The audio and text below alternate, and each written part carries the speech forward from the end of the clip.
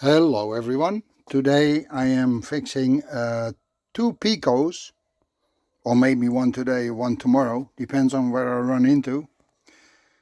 This is an electric locomotive from the Czechoslovakian railways at that time. It's split up now in Czech and Slovak Republic, but this is from the CSD, Czechoslovakian railways. And this is a steam locomotive from PIKO. And this is the type number 6325, as the box says. And here is the electric one. This is really funny because those things were bought in East Germany on my travels. And you can see the pricing. It's still in East German marks. And the funny thing is, at that time there was 3 East German marks, or 3.5, in 1 West German Deutschmark. So I was laughing walking around there and buying all that stuff. And it's actually pretty good quality. So I did a steam locomotive yesterday with a happy ending.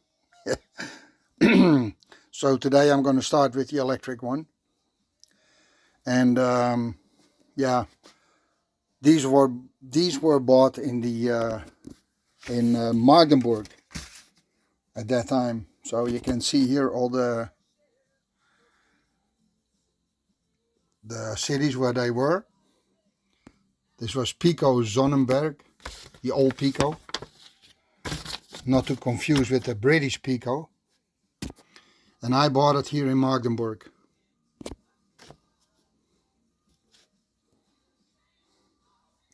So yeah, they were bought in the just before the wall came down.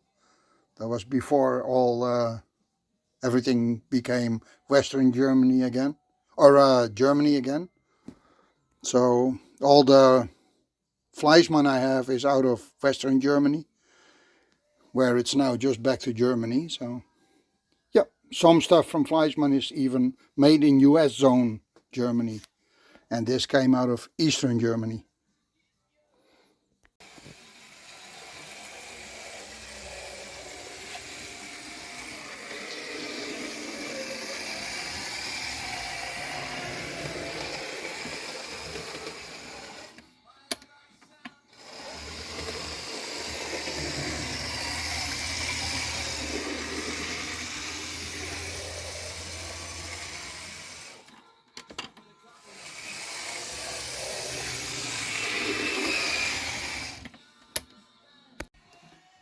So welcome back, and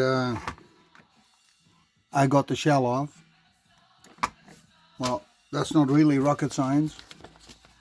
I mean, what came out of that part of the world was always very simple, and it's just pulling it off.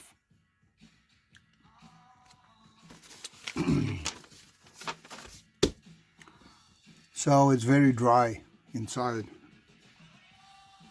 If there was grease, there is nothing to be found. So I don't even know, or they greased it from the plant or not.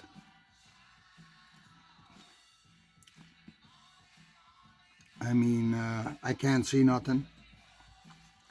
The wheels are pretty big actually for an electric locomotive. Oh, and here is the, I don't know, you can see that. This is for the pantographs, so you can have it running on pantographs, as I did just now, or put it back to just track.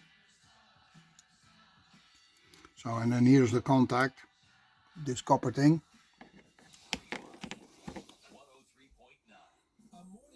This copper thing here, that is connected to, oh, I guess to this, to the weight, and the weight transfers it. Oh, sorry. This is transferred to the weight somehow, and the weight transfers it to those copper things here.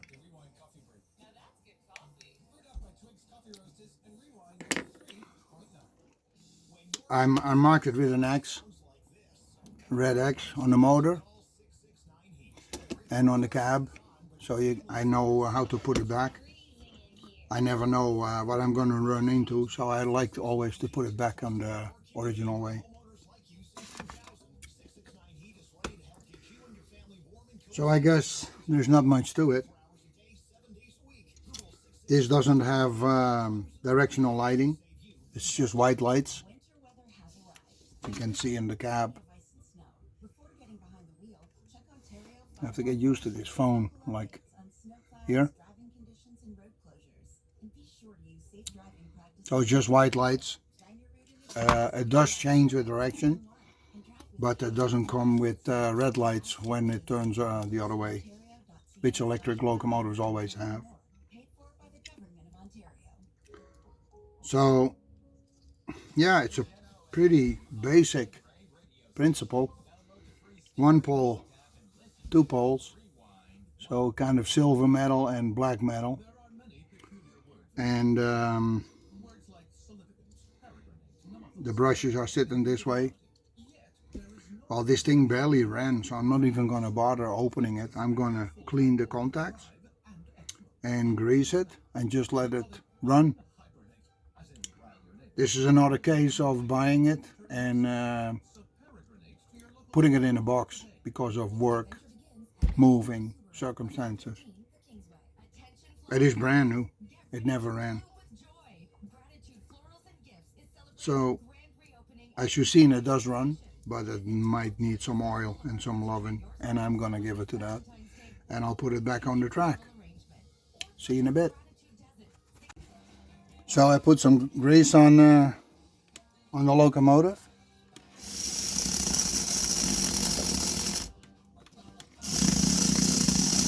It runs pretty good. So all I got to do is put the housing back and let it run on the track, and I'll show you. I mean, there is really nothing to it. There's gears here. It's only one truck gearing. They have a possibility for two motors. Some PIKOs came like that. I have one like that, but I didn't get that new. I got that second hand. Where both trucks are driven. A motor here and a motor here. And this one doesn't, so this is fine. The other one is pulling my cleaning car full with spirit, mineral spirit, to clean my track, because with the two motors, that thing just races over the track full or not. And those things, the cleaning cars are heavy. I don't know if this one would be able to do that, but the other one is good enough for it. So I'll put this back together and give it a little run on the track. So this locomotive says 12 volt maximum, and it is an oldie, so I'll just keep it on 12 volt, as you can see. It's barely pulling any amps. I'm amazed. And I'll let her return.